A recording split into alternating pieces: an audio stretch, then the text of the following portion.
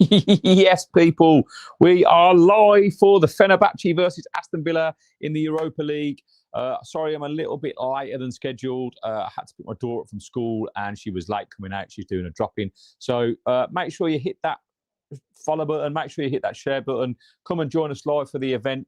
Hopefully, we can get a result tonight. A point would be a magnificent result if you ask me. That's my personal opinion. Let's see what happens. Hopefully, we're going to have Sam from True Adventures join us at some point for the first half. He's got an invite, and James was going to hop on at half time, but unfortunately, he is now not well. So, evening, Nick. How you doing, mate? I hope you're well. So it's going to be one of them. Yeah, just kind of, we're live on both TikTok and YouTube. So depending on where you get your services, just feel free to jump in. If you're on TikTok, make sure you hit that follow button and share the live. If you're on YouTube, make sure you hit that subscribe button and also share the live. Let's get it going. Don't forget to drop your comments in. That's all good. We'll see if we can get answering them as we go through the game. So the lineups are out. Tyrone Mings starts. Are we happy with that? Yes, Cassandra, how you doing? Up the Villa. Just talking about how Tyrone Mings starts. For me, look, he's been out for a long time, but hopefully he can give us something, you know, and leadership is his big forte, Tyrone Mings, right? So let's hope he can do it. Good evening, Super Jack. It's scary, we're not going to lie. Alex, just have the faith. This is going to be an interesting one. He's captain too. It makes sense. He's arguably one of our most experienced players. It's worrying because he's been out for such a long period of time. So let's hope he can put in a performance. Hopefully all the fans there have had a good day today and they've travelled well and hanging around for God knows how many hours, like, you know, before the game.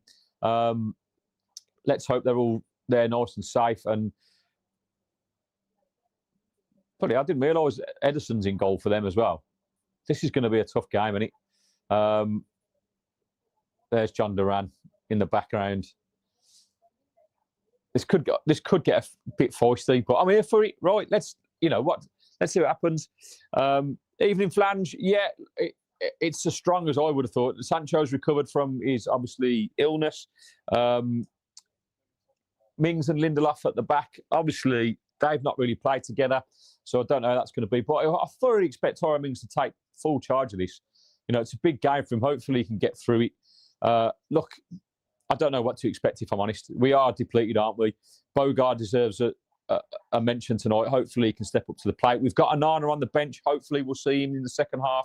It's written in the stars for Duran to score against us today. Yeah, as it is, completely. And celebrate in front of the fans. But I've got a feeling that I don't know. I haven't got a feeling. I've said 0-0. That's my prediction. Hey, French Alexandra. Look, we've got love in the room as well on YouTube. Like I say, if you're over on YouTube, hit that subscribe button. We're on the road to 2K followers. Would be great to get there before the end of the season. Over on TikTok, thank you for all the love and support. We're nearly on the road to 7,000. So, you know, we've got 400 odd to go. So hit that follow button, hit that share button, and let's build it and watch the game together. I'm not going to lie. And we looked a little bit stressed in the press conference, but I'm hoping that is down to basically he's got a lot on his mind. Right, he's struggling, spinning lots of plates, and hopefully he's going to stay behind Turkey and bring home Tammy Abraham for that little bit of reinforcements. But the big name for me is Sancho. Right, Sancho has to perform tonight. He's had so many chances, and I just want him to show us the player that we know's in there. He could really help us out.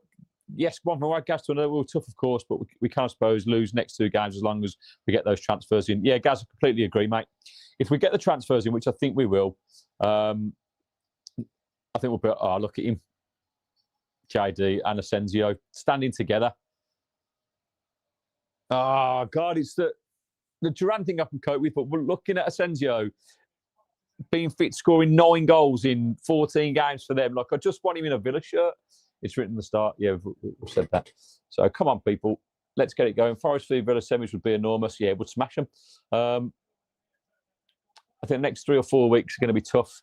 I think we'll hammer the transfer market next week. Yeah, look, it might go right down to the deadline day. And I'm hoping it does, because I'm going to basically jump on deadline day and do it live. That's the plan. So let's see what happens. Bloody Lescott in the studio. Oh, fuck. I've literally just got in and put it on, so I haven't seen it in the studio. Why Lescott, of all the players, like, just doesn't deserve it, does he? What he didn't do anything for us, apart from fucking something with a dodgy car. Winner of this game is favourite after Leon. Interesting, Frank Lampard. Come on, Ming, smashed around first 5. Yeah, absolutely. Right, we've got Sam coming in. Adding to the... Yes, Sam! Can you hear me? Yeah, I'm good, mate. I can hear you, yeah. I'm good. Oh, okay. What was I going to ask you? Do you want me landscape or portrait? Yes. Does it matter? Am I just square? Well, that landscape's better because you fill the screen a little bit more. It gives you a bit more of a beautiful look, mate. Your beautiful face is on screen, and that's good for the viewers, mate. It's good eye candy. There'll be some unpleasant fiddling while I do this. It's all right, mate. You've got time. Whew. And Flan says hi. How you doing, mate? You all right?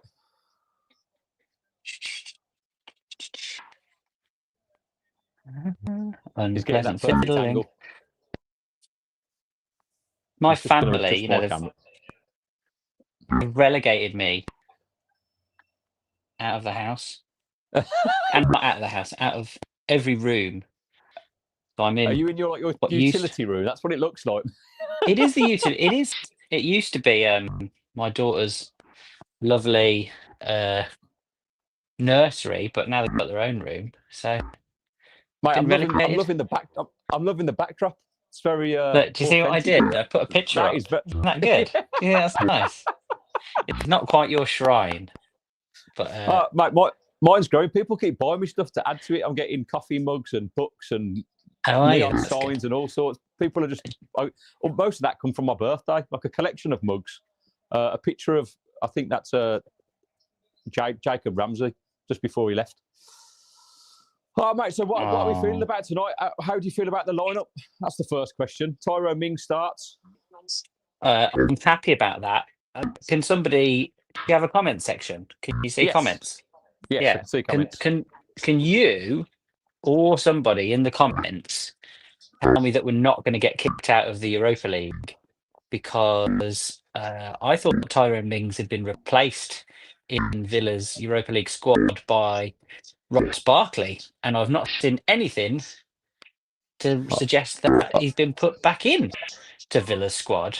So there's smart Alex everywhere, and they'll tell me. But my rudimentary research has told me that Tyrone Mings is not eligible. However, the UEFA website, somebody else has been poking around, and the UEFA website has him listed in Villa's squad. But how did he get back in Villa's squad after being ejected from Villa's squad?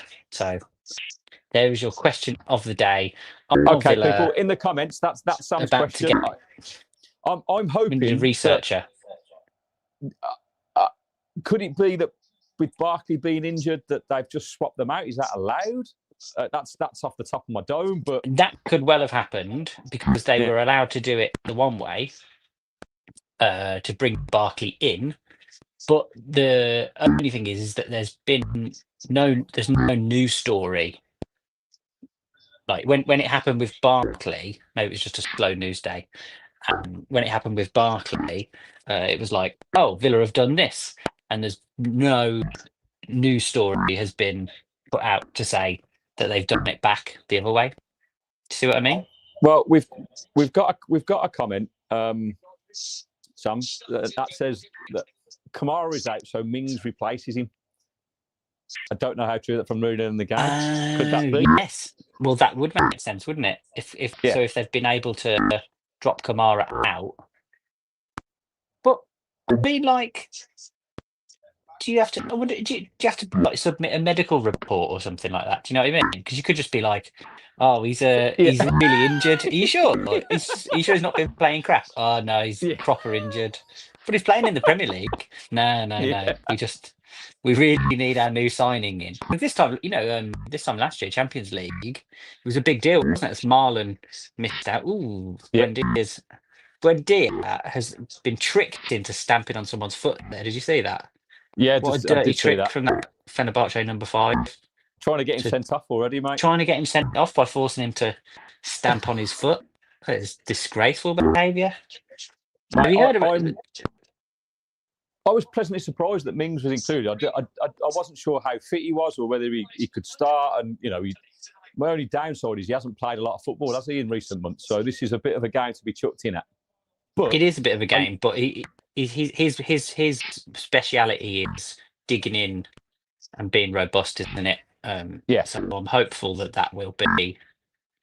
Well, with McGinn out of the squad, mate, we need another leader, and he's definitely that. So I'm hoping he can literally galvanise this team tonight, just to stay disciplined and get something from it.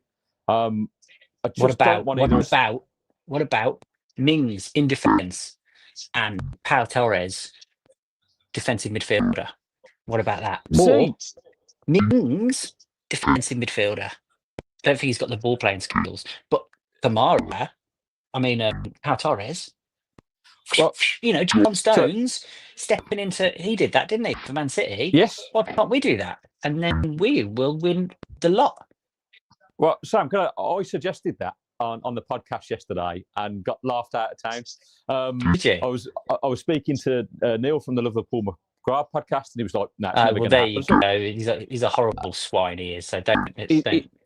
His brain just makes me sweat. And I was like, but it could be a good solution for our temporary problem in that area, because Pau Torres for me, he lacks pace. So if you just put him in the front of the back four and said, right, just cover this little section of pitch, like a quarter of the pitch, get the ball, play it through to Yuri, and let him do the rest. I think he could do that incredibly well. I think it's a great idea. I think Neil will soon be when Emery does it. Neil will be like, "Oh yeah, I thought that as well. Actually, it's a genius move." He knows far more than me, Sam. If I'm honest. I know when he took it, Mick. He's a good guy. So Duran is playing, I assume. Duran is started. He had a big smug grin on his face with the lineups, and he stood next to a centre. Hello. Oh. What minute are you on? I'm on 4 minutes 36. Oh, you're ahead of me. I will say they seem really kind of fired up for some reason. I think John Duran's probably been round every Fenerbahçe player, telling them naughty things about what the Villa players said about them back in the day. I'm annoyed that I'm behind you now. They're not being behind. What are you watching on? Why don't you pause yours for 10 seconds? Go on, do that. Okay. Pause it for 10 seconds and then we'll be in sync. What are you on? What minute are you on?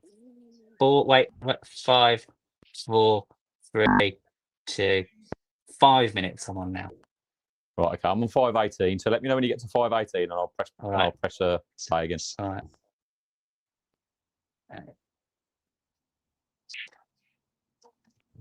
12, 13, 14, 15, 16, 17, 18. Go. There we go. We're live. We're in sync now, mate. In the early days of illegal football streaming,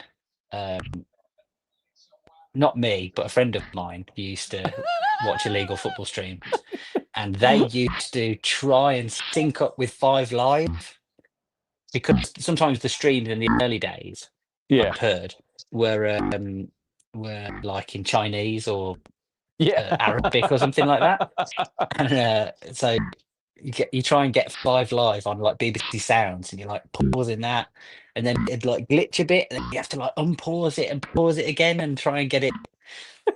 The things you do just to watch a football match, just for the love of mainly for Villa games, mate. That's the only times I ever used or had friends that used illegal streams. Obviously, I've never done it myself personally, so I wouldn't know. But I hear there was many issues in the early days with stuff like that, syncing up, pausing every 30 seconds. It's a lot easier, I've heard, than it used to be. I mean, some of the websites, there used to be one, I don't know why it was called this. It used to be called Iraq Goals. Did you ever hear about that one? Iraq Goals was one of them. And it was, people would be like, oh, mate, yeah, you got to get on Iraq Goals. I was like, why is it called Iraq Goals? What's that got to do with anything? Anyway. It's so funny. Some Just of that the part of the world, mate. Oh dear Lord. and I don't know why I feel so nervous about this because for me, I was talking to James about this earlier. Like I feel like this is a game that we don't have to win, but it would be good to get something from it. But I'm a bit nervous about how depleted we are. And I just worry about if anyone else getting injured. So I feel like I'm walking around on eggshells at the moment when I should just be relaxing and enjoying the game. If we could, well, I mean, come on, when do we ever relax and enjoy a game? No, that's very true, mate. I would say if we got out of this game with no major injuries and a point, I mean, I would be popping bottles of champagne. That'd be amazing. I think as far as I understand it in the Europa League, we pretty much need to win our last 2 games to get top 2 and hope that is it Midtjylland and someone else, I can't remember, ahead of us, they need to lose. So it's a long shot for us to get top 2. If we did get top 2, that would be great because it means that we get. Oh, we're in. Yeah, if we did get top 2, then that means we play all of our second legs at home, which is great. Yeah, but I don't think Unai Emery's that bothered about that. And being in the top 8 means that you would probably play most of your home legs at home anyway, wouldn't you? Yes, because we did that in the Champions League, didn't we? Yeah, we did. Look, obviously, to have the top 2 place to guarantee the second leg, it just that home tie in the second leg is always a Brucey bonus, isn't it? I think it gives you something to play for away. If you've got something to come back to Villa Park for. But at this point, I think watching the press conference, was it early today or yesterday with him and Buendia? Like, honestly, Emery just makes me laugh because he sat there like with a face like he's been awake for 24 hours without any sleep. Like, and he's just kind of obviously, I don't think he's even thinking about this game, if I'm honest. I think he's thinking about, right, how the hell do I get reinforcements in without breaking STR stuff? Do you know what I mean? Like, but that report came out today where it looks like we are in, the green with the UEFA rules now. We've got our squad cost ratio down to 71%, which is in keeping. So it's about now just the deals that we can do, don't breach it any further. And obviously, but isn't all that out of date already? Isn't it out of date already? Because we're not in the that was with Champions League money, wasn't it? Yes. So I think, it's definitely, it must be distracting for Emery. I assume what little sleep he gets the rest of the season, the transfer window takes away that last little bit of sleep that he gets. So he's like, because at the moment he's watching every Newcastle game that's ever existed back to Kevin Keegan, and then and he's got transfers to do because he runs the whole bloody club, doesn't he? So I want to know what his secret is for staying awake, and keeping so focused, because he must be looking for us. It doesn't. Yeah, we're in here. Come on, that is a great challenge. Watkins is so frustrating, mate, when he knows positions. Go on.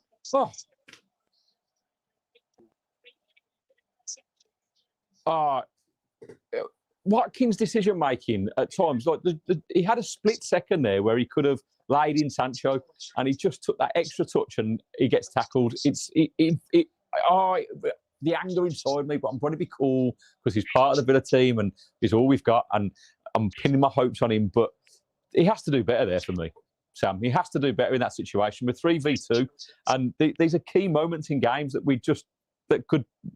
is the difference. But it's cool. It is a key moment in a game, but I would suggest that there are times. I think what it is what you've got is a build up of feelings, so that which happens. Think about this with Leon Bailey, actually, about Bailey coming back and the amount of stick that Bailey gets. I think it's like there's money in the bank with some players. They get a free pass. I mean, I remember, obviously, we're all talking about Boubacar Kamara about 3-4 weeks ago. Boubacar Kamara dropped about at least 2 or 3 stinkers in a row for Villa. Yeah, he did. But everyone's like, you know. But if Watkins does something like that, you know, your eyes are drawn because you're looking for it from him. You know, his goals are forgotten. You know, Watkins recently scored what, like 5 in 6, something like that. yeah. But it's very quickly forgotten. And I, if other players did that, they'd be kind of lauded that they're on a great run. But with Watkins, it's quickly forgotten, isn't it? Because it's like, well, he's not good enough.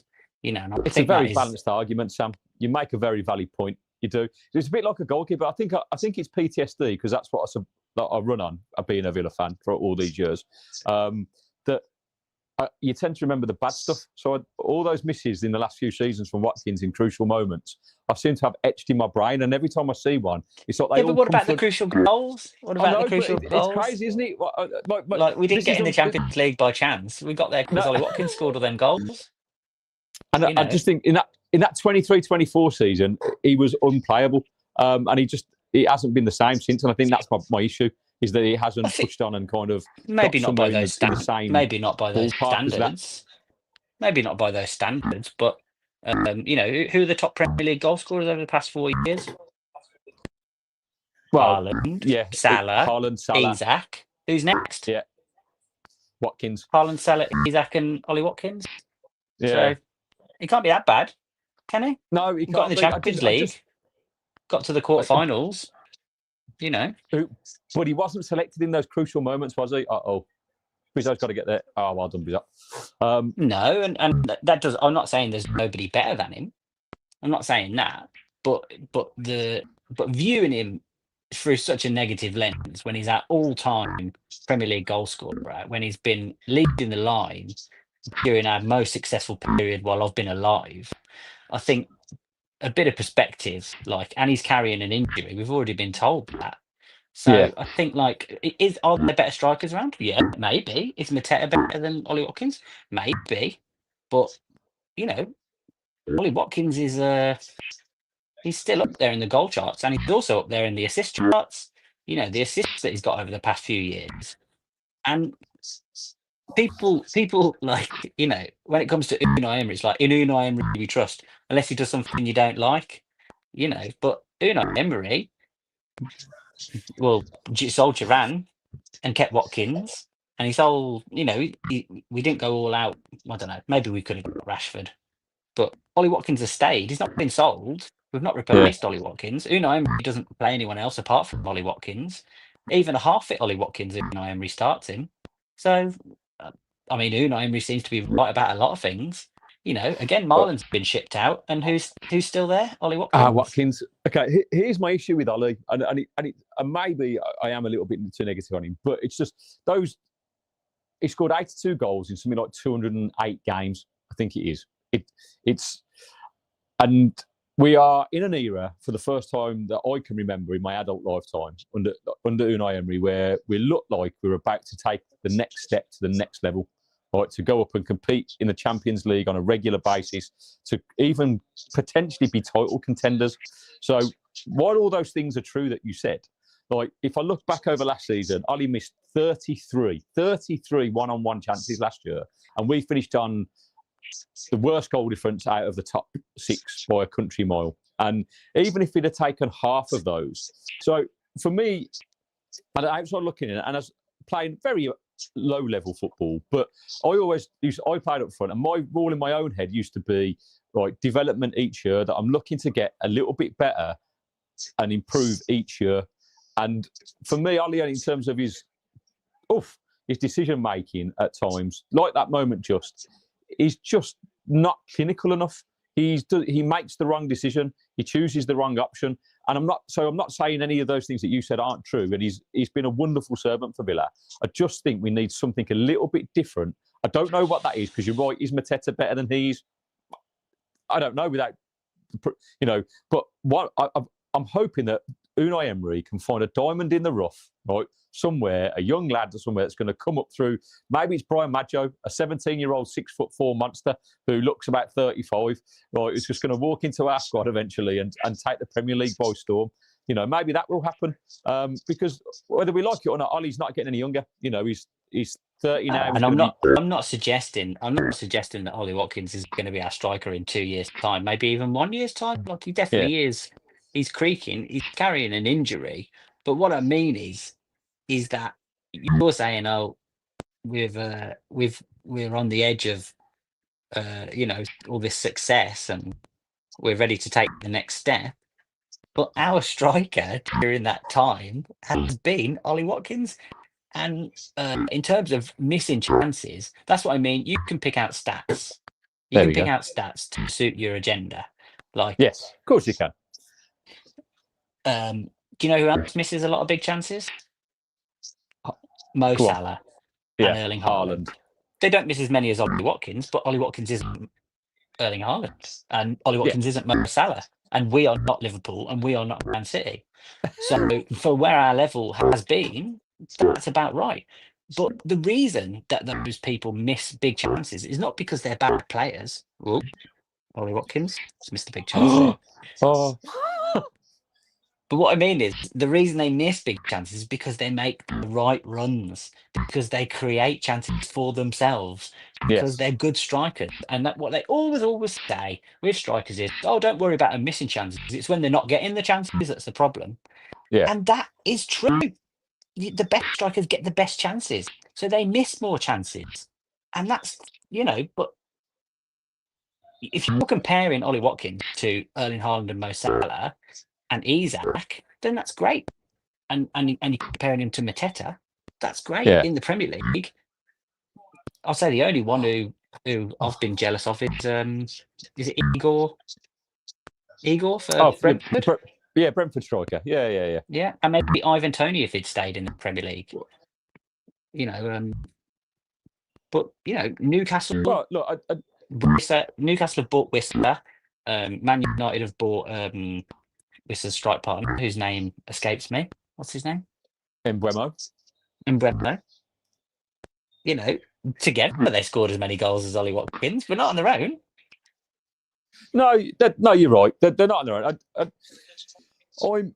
I think the narrative that I've got from Ollie Watkins is, having watched him for 6 seasons now. I think this is his 6th season. I think, and for those first 3 seasons, he improved like season on season. He looked like he was good. And it just feels like he stagnated in the last two seasons, and maybe the level's gone up. Which is.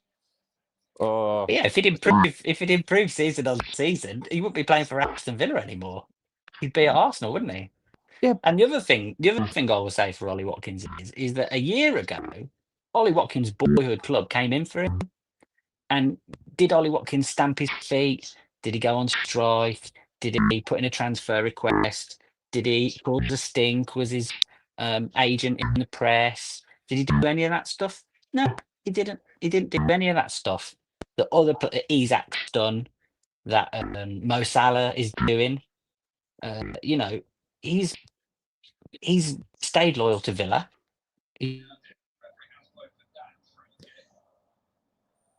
That wasn't even a foul.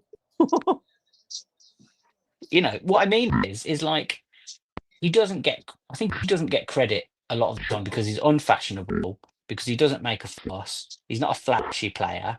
No. And I think and he's not new and shiny, and people like new and shiny players. Like Marlon comes in and he's new and shiny, and we like that. I do get that. But it's like, I think when Ollie Watkins leaves Villa, and in 3 or 4 years' time, people will be looking back, oh, we need a striker like Watkins. We need a striker like Watkins. There's so many players. I hear Stan Collymore being lauded as being a great Villa player. Juan Pablo Angel is lauded as a great Villa player. Did Juan Pablo Angel have a good goal-scoring record as Ollie Watkins? No. Stan Collymore, well, let's not get me started on Stan Collymore. Dwight York, Savo Milosevic, all these legends, John Carew. John Carew's goal-scoring record is horrific. He had a good song, but Ollie Watkins outstrips all of these people. He outstrips all of them.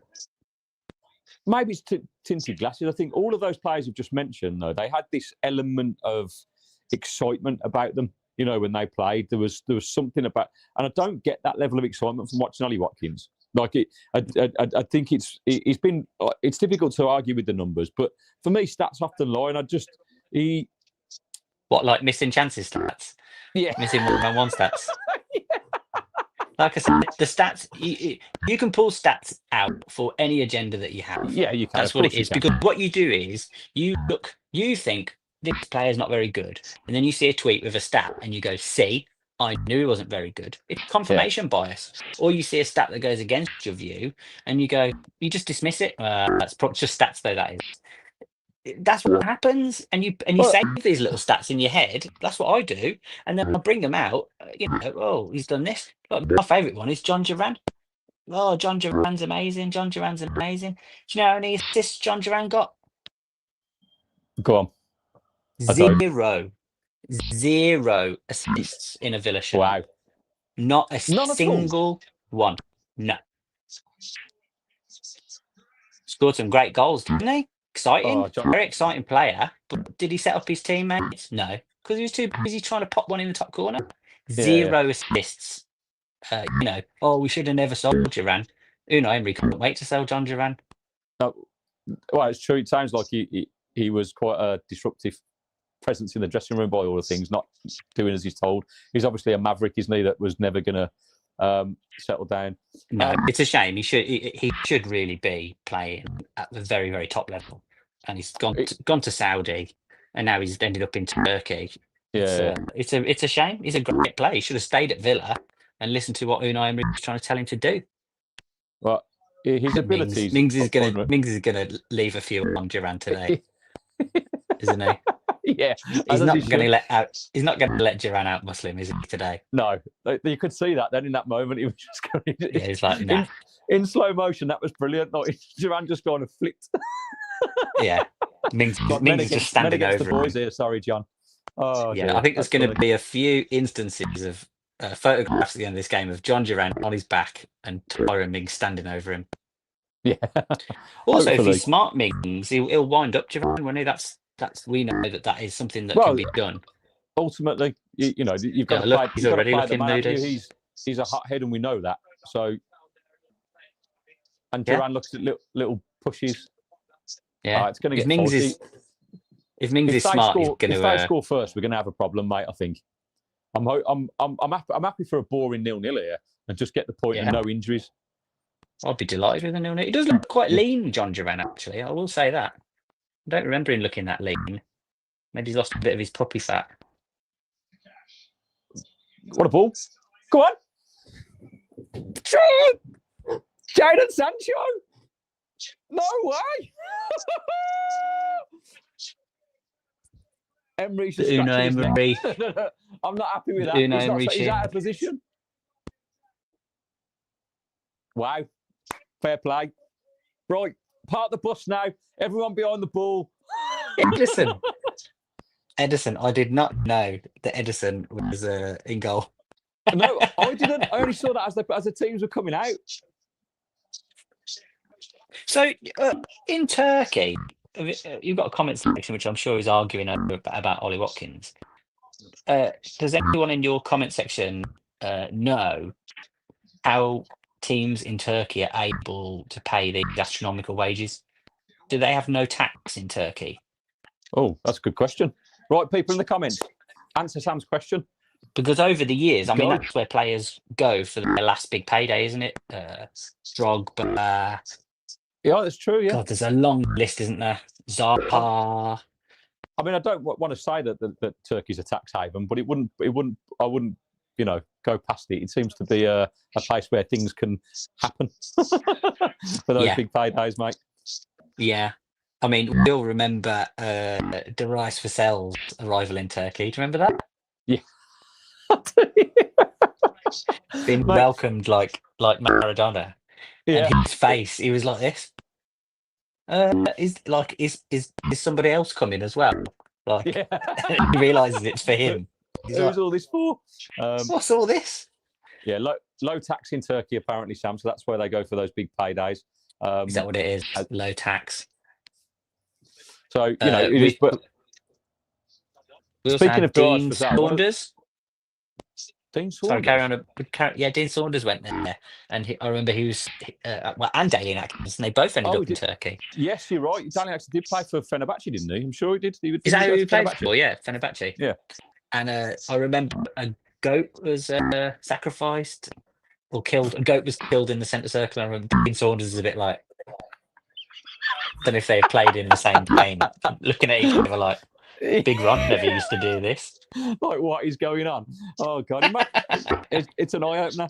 No, just going back to the Darius Russell thing. I don't know if you. The thing that always sticks in my mind with him was when apparently, allegedly, I don't know how true it was, but he had a blood blister behind his big toe, and instead of going to the team physio about it because it was causing him grief each game, he decided to take a drill to his toe and drill through his own toenail to pop it, and ended up being out for like 8 weeks or something like that, I think it was. Let me know in the comments, because I'm pretty sure I remember that. And it might have just been a sensational story, but it stuck with me for years. And I thought, why? Would you? Why? Was this at Villa? This was when he was at Villa. Villa. And I think, I don't know if, I'm pretty sure it may have been around an international call-up as well, and he ended up not going on international duty because he tried to drill a hole through his toenail. And basically caused more pain than it was worth. So yeah, there you go. Brilliant. That's true. I didn't know that. I remember That's a great story. I think Steve Staunton dropped a plate on his toe once, I remember, which at the time I found to be ludicrous, but a few years ago I also dropped a plate on my toe, and it was not pleasant. I'll tell you, do not drop a plate on your toe. It is not nice. Well, mate, this is a completely random one, but just to say how sensitive toes are, I bought a brand new pair of Adidas Predator boots, right? And I don't know if you've ever worn Adidas boots, but they're very narrow, right? And my feet are quite... That wouldn't be good for my duck feet. Yeah, I've got duck feet too. Right? Have you got duck feet as well? But because they were Adidas Predator, and I loved them, right? And they were the first ones. I think I was 15 when they came out, and I was the first kid in my school to have them. My Nan bought them for me for my birthday. I basically wore them everywhere, right? And it's like shoes that are really expensive that you just have to wear because of how much you paid for them. So I wore them regardless, even though they crushed my toes. And I think after about a week of wearing them, I played football in them twice. And the second time that I took them off, my big toe was black. It basically stopped all the circulation in my foot while I was playing, and my toenails fell off. That's a true story. Oh no! So if you're buying Adidas Predator boots, just be aware that go a size up because they're quite narrow. But when you're a kid, that's what you like, aren't you? You know, you. I was going to do a video about this actually. Like, I need to make a note of this to do a video about it. I wanted to do a video about what you used to do to emulate your hero. So, I mean, I've obviously done. In fact, I never shut up about Mark Bosnich, but I love. In fact, I still realise now there's an element of wanting to be Mark Bosnich with my hair, but that's what I wanted to be, Mark Bosnich. So I had the same gloves, ruche gloves, as Mark Bosnich. I remember those. And but the other thing that I used to do was there was a fashion. Ooh, hold on, I will pause that. Come on. Ooh. Oh, boy. Just release the ball, Wendy. Just release the ball. He's there. Just play the pass. What are you waiting for? You're waiting for him to go offside. Oh, okay. It's fine. Carry on. Sorry, Sam. What I was going to say was I used to wear cycling shorts because Dwight York used to wear cycling shorts. Yes, he did. Under his shorts. And I think Ian Taylor used to do it as well.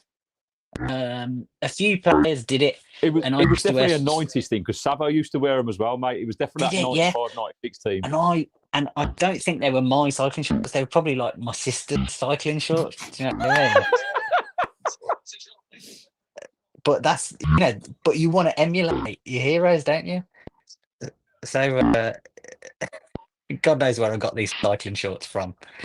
Maybe my dad was.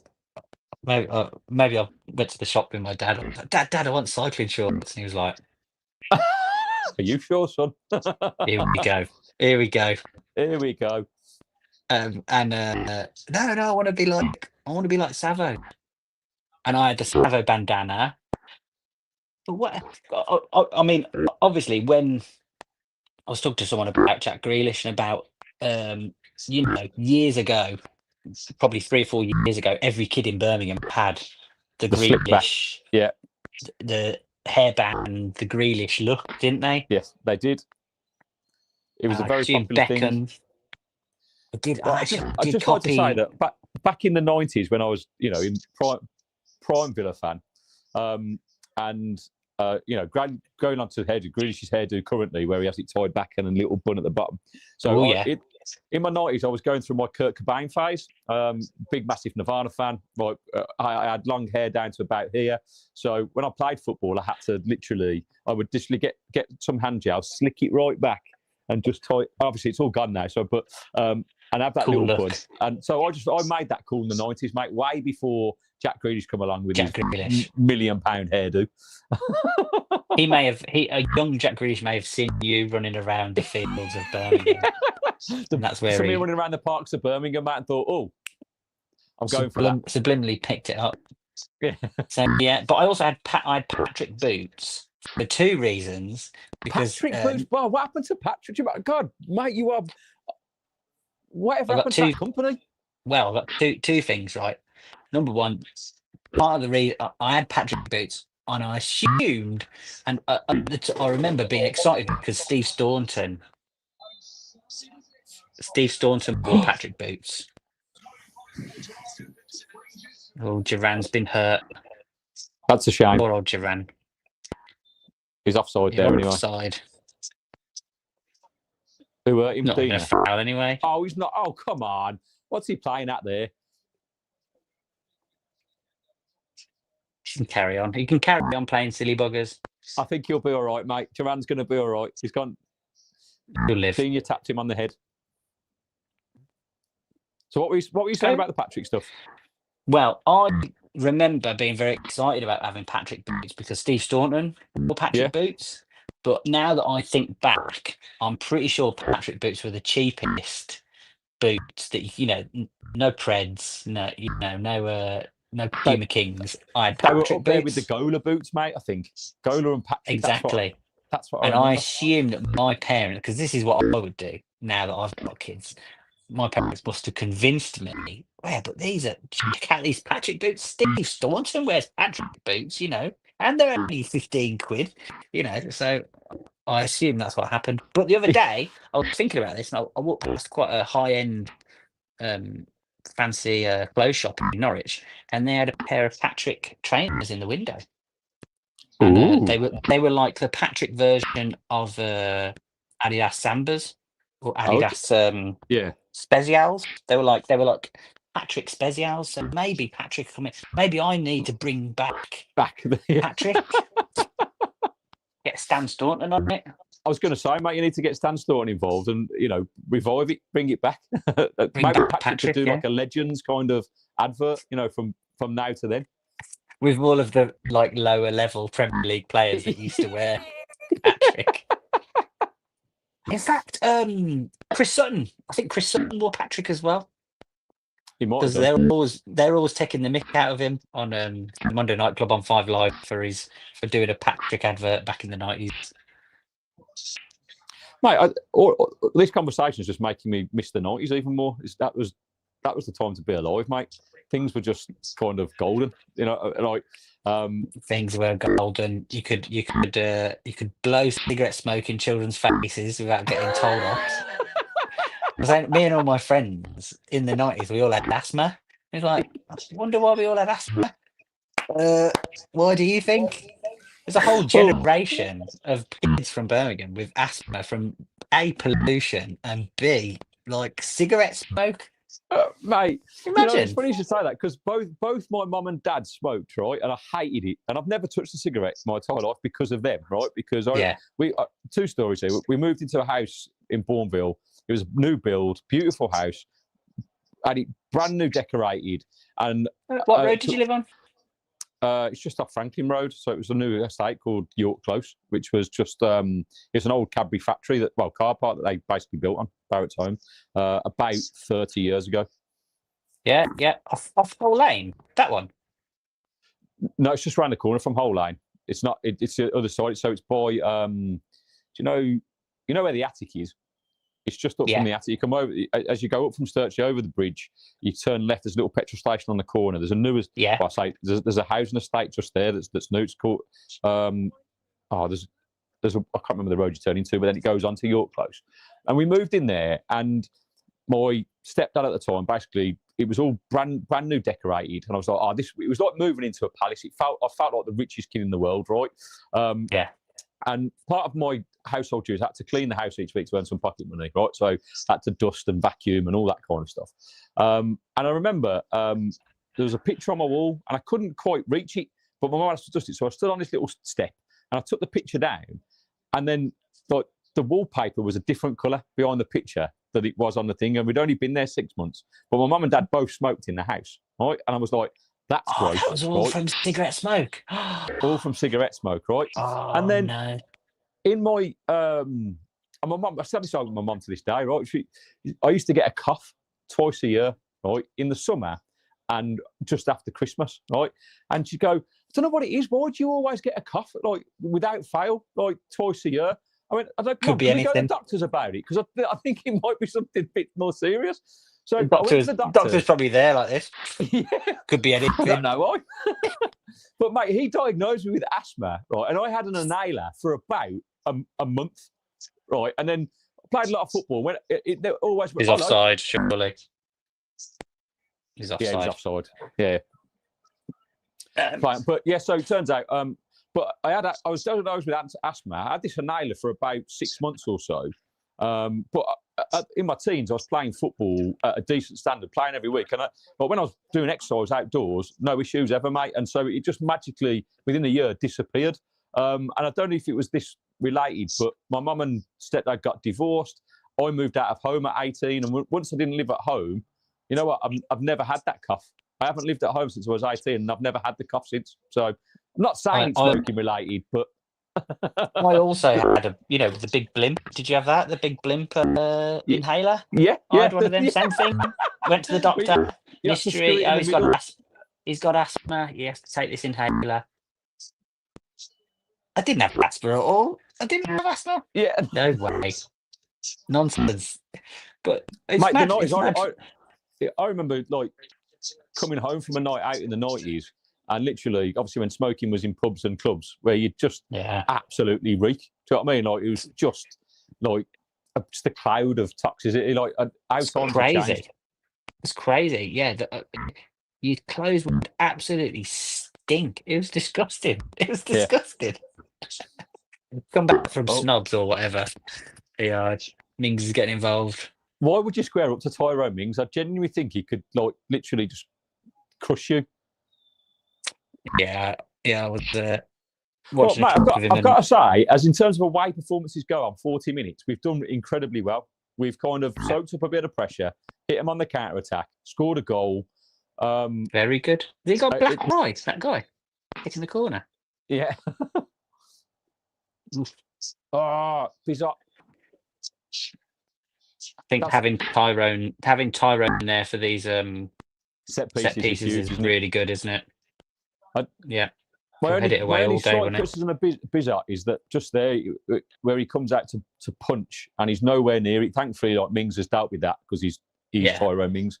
But that does worry me. But like I say, with Tyrone there, I've got to say, considering Mings hasn't played in how long? It's what, 5 months, 6 months maybe?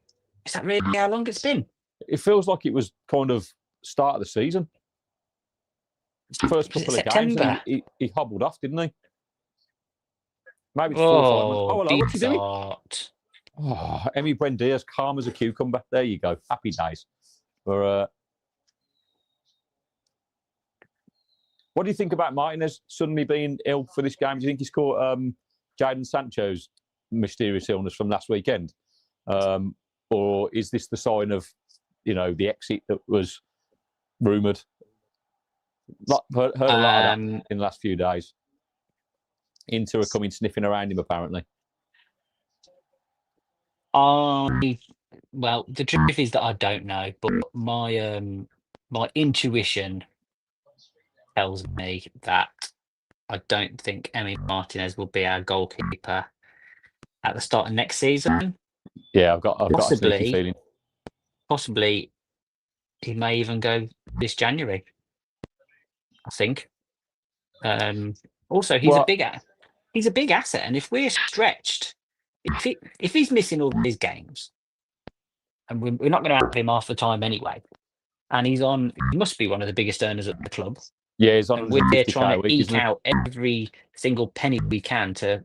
Oh, they're all over the place. Come on, Rodgers. Pause this.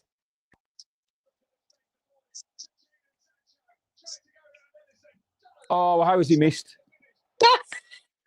No, he's given something.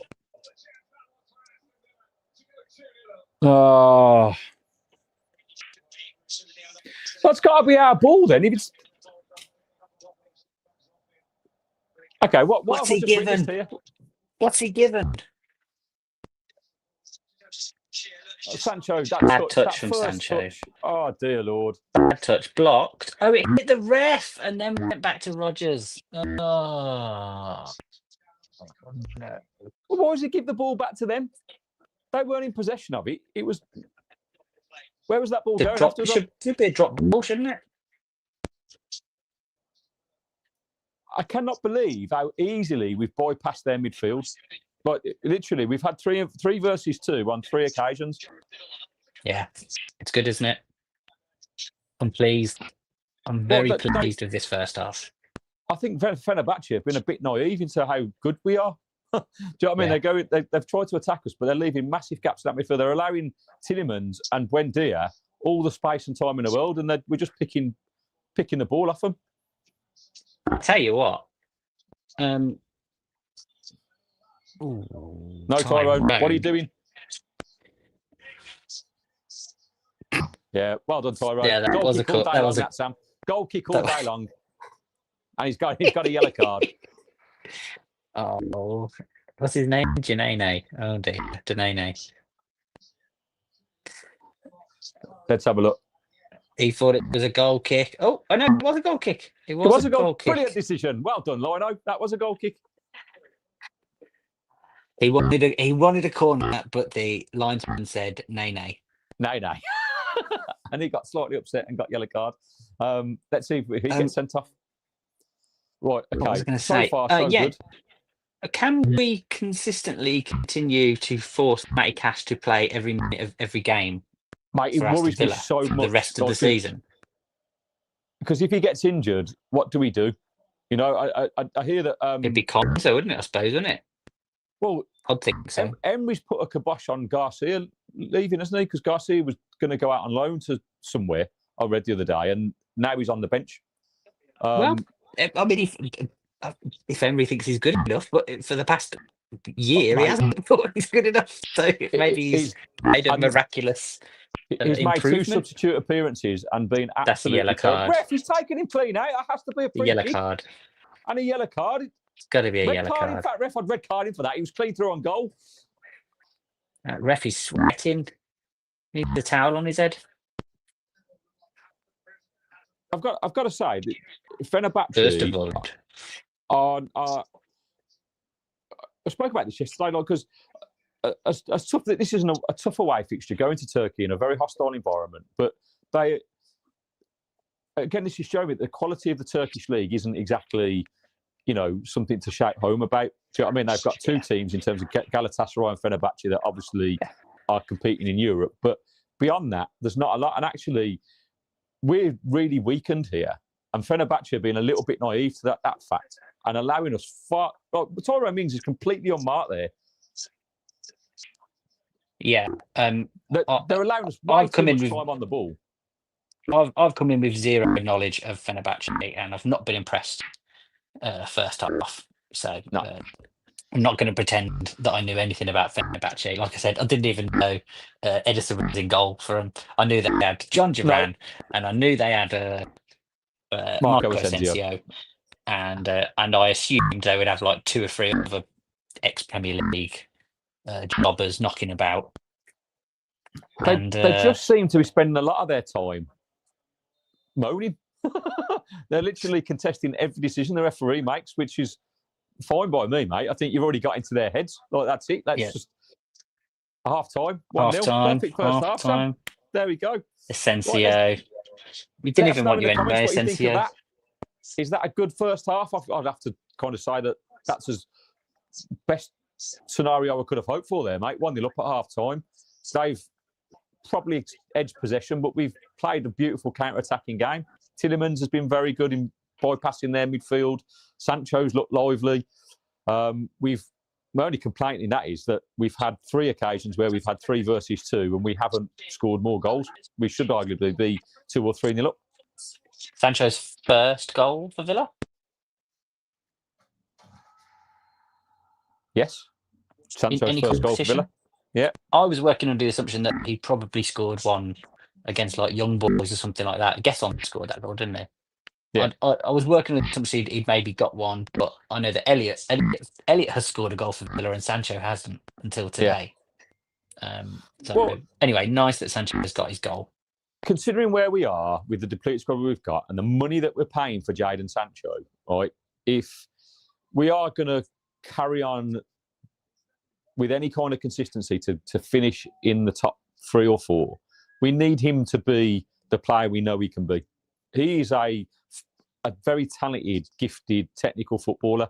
But obviously his mind is all over the place and he hasn't really done anything to light up Villa Park or light up the Villa in any way so far yet.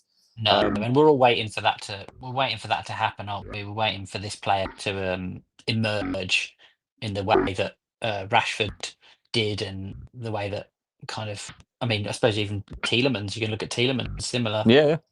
We've been waiting for that to happen and it still might. I mean, the truth is we're stuck with him and we haven't got much choice but to hope.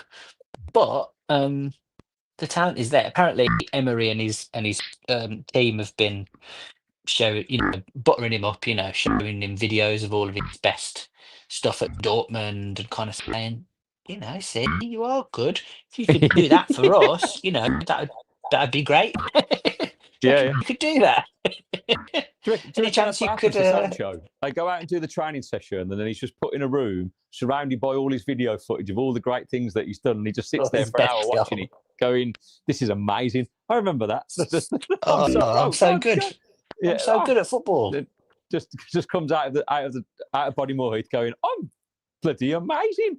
I mean, to be honest, it's not a bad strategy. I mean, if you need to improve, if me and you are a bit low on confidence and someone sat us down and spent about an hour or so going, "You're brilliant, you are. Do you know what you are? You are brilliant. Here's some of the most brilliant things you've ever done. We've got them on video, and then if you watch that, by the end you'd be like, maybe I don't know about you. It wouldn't take me long anyway. I can only speak for myself that compliments are something that always stay with me because I think generally I guess men or I don't. It's not something that comes freely towards men, but I don't. My whole adult life, I don't remember my parents or my uncles or the men in my life being complimentary about stuff to other people. So it was always a little dig or a little insult or a little jokey kind of. It would never be, "Ah, you're really good at this, and you should carry on doing this." And you're and just bigging people up. It seems to be a much more of a modern day thing, which is great, right? Because I think it breeds confidence. Being told you're good at something. Showing having a little compliment saying, and I think men are simple creatures. If you compliment me enough times, I'll just repeat that behaviour over and over again. My ADHD brain going, "That's a good idea." I get good 100%. Feedback from that. 100%. I mean, men are very much like dogs, really. We're not too dissimilar to them. If you feed a dog, you've got a best mate for life. If you give a man a compliment, I mean, that's it. They're like, "Ooh." Do you know who I like? That person that just gave me the compliment. I can remember all the compliments I've had over the past 20 years. I've got them catalogued in my brain. Yeah. About 15 years ago, somebody, when I was at work, said they really liked my glasses. I mean, do you know what I did? Do you know when my prescription changed? I bought the same glasses again.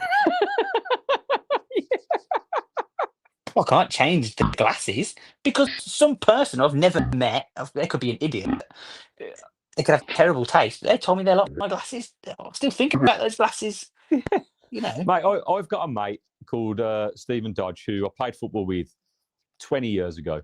right? And I met him through some friends. We played probably 2 seasons of football together, right? Mate, this guy, like, you walk away from him feeling like you are the best thing on earth. Like, he's got a way of making you feel like you're just the man. Like, the way, like, on a football field, he was like a proper true captain, kind of like encouraging you throughout. Like, if it went wrong, he'd be like, mate, your quality, just keep going. Like next one, and it stayed with me for years. And mate, because of those 2 seasons, I've gone out for a drink with him every Christmas, because I don't see him from any other time, really, because he's got a busy life, I've got a busy life. But I've never missed that meeting. Like, he basically gets all our old football friends together, and we go out at Christmas, usually week before Christmas, have a few beers and catch up. And it's because, and I say to him, and every time I see him, he saw me on Sky Sports through Analysis, mate, and he messaged me, and he was like, and with a screenshot, he's like, no way, you're famous. Like, and he's all these kind of like, and I'm like, mate, I'm not, honestly. Just like, chill out. He's like, no, I've shared it with all my family. I've shared it with, like, probably more than my own family have got in contact with me and gone, well, you're on the telly. That's really cool. Like, he's like, no, mate, you're going to be next Sky Sports presenter. I said, mate, I'm not. Chill out, right? I don't know what I'm doing. It's been a bit freaky, but people like that, they're worth their weight in gold, aren't they? You know, oh, they are, people mate, that make you feel 100%. like that. But those are the people that you need. And I always think about this, like, because we obviously sit and we talk about the Villa, we love doing that, and that's why, you know, people on social media do it, because it's kind of, and we have our little, what we think are insights into players, like, because we see them, you know, so regularly on a football field, but we don't know really what they're like as individuals off the football field, do we? We can have a little bit of a guess, but No.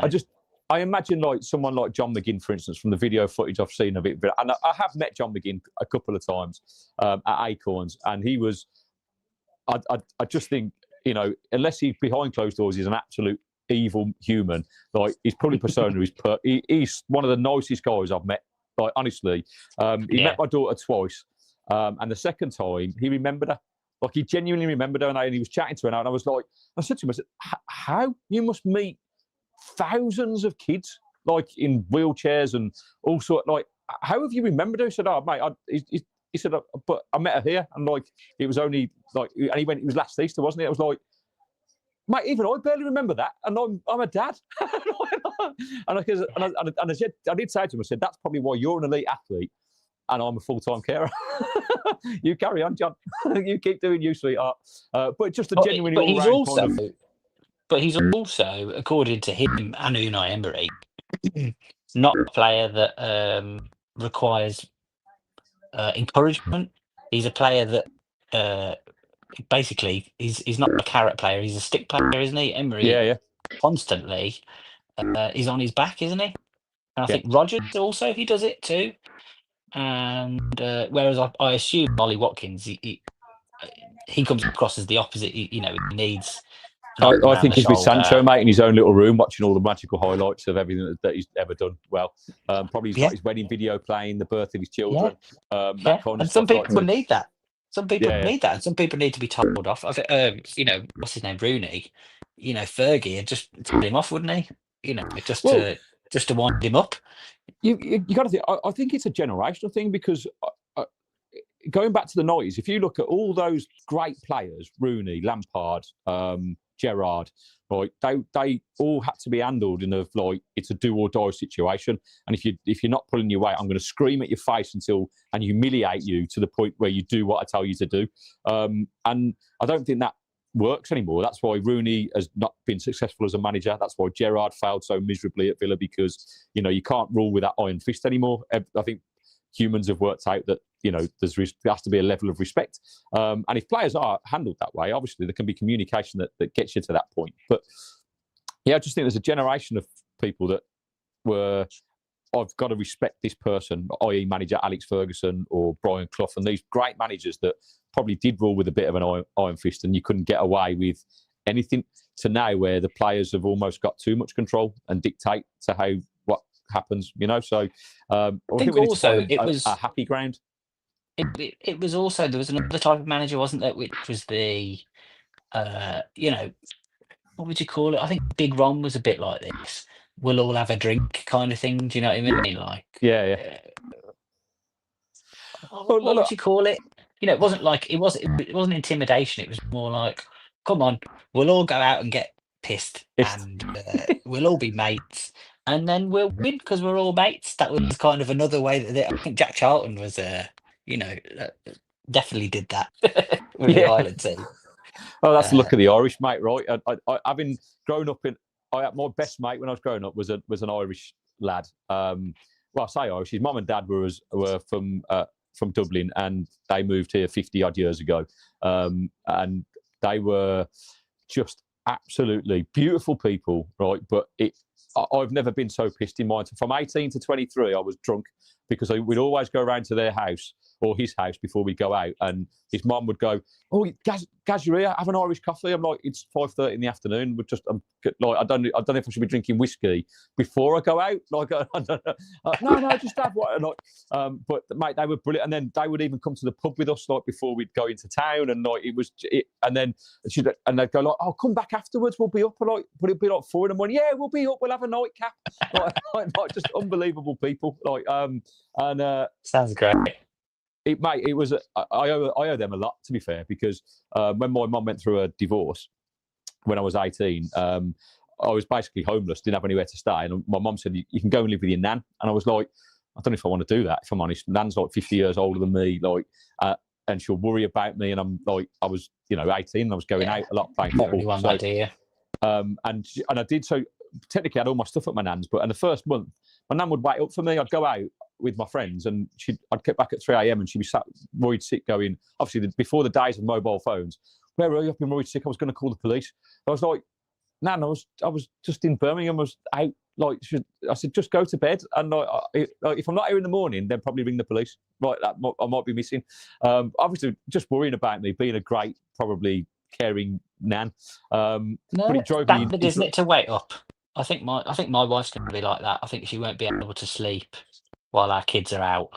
Oh, well, if she's anything like my wife, so my eldest, well, my second eldest is on her way back from Paris as we speak. She's been to Paris for 4 days with a mate, right? And my wife has been insufferable, mate. Like, just kind of find my iPhone, where is she? She got to the hotel, like, just literally hasn't slept. Has woke me up every night going, "Is she in a hotel? Why is she not in a hotel? It's moved 5 yards from the hotel. Do you think she's been kidnapped?" It's like, "No, I don't think she's been kidnapped." But my daughter did not help the situation, right? So she got to Charles de Gaulle Airport, come out so she booked an Uber to pick them up from the airport to take them to their hotel, and instead got ushered by some random dude into a taxi that was outside, like her and her mate. And she rang my wife and was going, "This guy just took..." Really? What's going on? Oh, there we go. And like, she was panicking, and my wife just fell to bits. So I rang Amber and I was like, "Look, right, well, just take a picture of the guy, right? Like, let me know. We're following it anyway." The guy it wasn't anything like taken. That's what I had in my head. Like, I was about to get a set of skills ready, mate, to go and follow her around Paris. But this guy just dropped him off at the hotel, but charged him 130 euros for the process, right? And but my wife was just all over the place, and I get it, and it was quite scary. And I said to Amber, like, "Why?" Like, I didn't want to say anything, but just, this guy could have been you could have been in Eastern Europe being trafficked across. Like, just be sensible. Anyway, she's okay. You know mate. what? Then that's not what I. That is not that. See, that wouldn't have been my reaction. I would have rung her up and said, "Next time you do something like that, don't ring your mum. Don't, you can ring me and tell me about it, but don't let your mum know what's going on, because she'll lose her mind." Because that's the whole problem. I think that, not the whole problem. It's not a problem, but the difference between 20, 30 years ago and now is that, we used to do all kinds of stuff, and our parents had no idea what we were doing. All the better for it. All the better for it, because you don't need to know. I don't need to know where you are. I'm really happy that my parents don't know some of the stuff I did in my teen years, mate, because it wasn't all good. No, they would think bad. They would think bad of you. They would think bad of me, rightly for sure. so, and rightly so. And but you know what? I think that's what I mean. It's generational trauma, because my wife suffered some stuff when she was a teenager at the hands of horrible men, and I think it's kind of just, it's always there. it doesn't go away. And it's not all men, but it is always men, right? It's kind of one of them, and it's kind always, of it's just being vigilant for that. And I think what we've done as a family is often kept them in a protective bubble of everyone's, not everyone's safe. Like we've taught them the valuable things, but obviously we've always been there to make sure they're safe, and kind of it's always been if they do go out on a night out, or if you need picking up, don't get in strange cars, for instance. Just ring us and we'll come and get you. It's like it's not a problem. And so they've been slightly protected, I think. And so when something like that happens in a foreign country and they just go along, oh, this is a nice guy who's offering us a lift, from the airport, let's just jump in the car. And you're going, no, don't do that. Yeah. Anyway, she's had a great time. She's been to Disneyland Paris. They've been visited the Eiffel Tower. They've been to the Louvre. They've done all the touristy stuff. And my daughter said, you know what? I don't like Paris. It's dirty. It's not a very nice city. That's good. Who's coming in? Right, second half. We are underway. Oh, do I need to move? I've got to move to a new location because the kids are being put to bed. I'll tell you what, I will leave and come back. Yep, Sam's off to follow his dreams. He'll leave and come back. How are we doing, TikTok? Sorry, I've not been present. Thanks for just watching that. But I've got Sam from True Adventures when we're talking about all things life and not just football.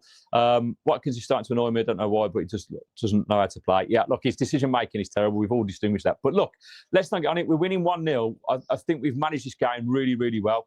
And they have. Oh, go on. Go on, Tyrone.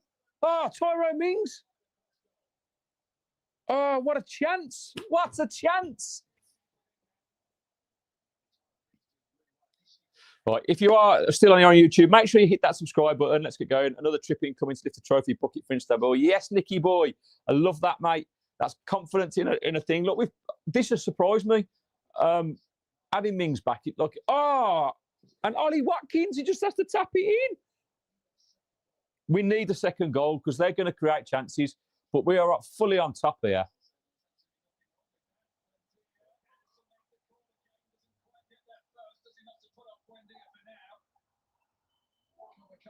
Oh, he's looking for. Brendan was looking for a penalty then. Didn't need to. Just.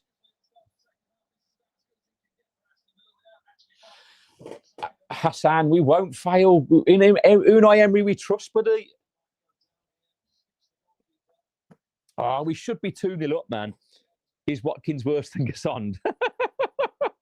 Look, Sam made some very valid points. I'm not a Watkins fan. I think he needs to do more, but he has got the numbers to back it up, right? But he's missed another sitter there. Here we go. Change of location. Sam is now in the sitting room. Welcome back, Sam. Thanks for coming back. Shall I put the big light on? Even on a live stream, I don't like having the big light on. Oh, we can't hear him. We've lost his sound. Sam, we can't hear you. You lost my sound. Try rejoining. Maybe leaving and coming back. See if that works. Technical issues. Can we still hear me, people, on the YouTube? Let me know. I think the mic's still connected. Someone at work thinks Watkins is off. Oh, Cloud, who at work? Who do you know at work where he could be off?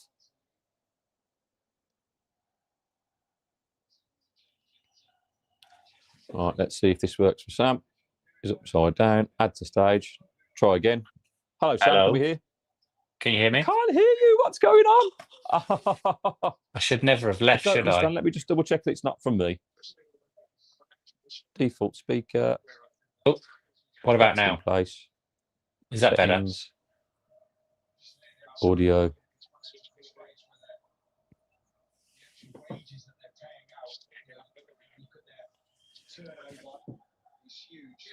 We could hear him. It might be me. Sam, I'm going to leave and come back, right? Because I think it might be me. All right. One second. Oh, really? I'm going to stream people, but then I'll come back, I promise.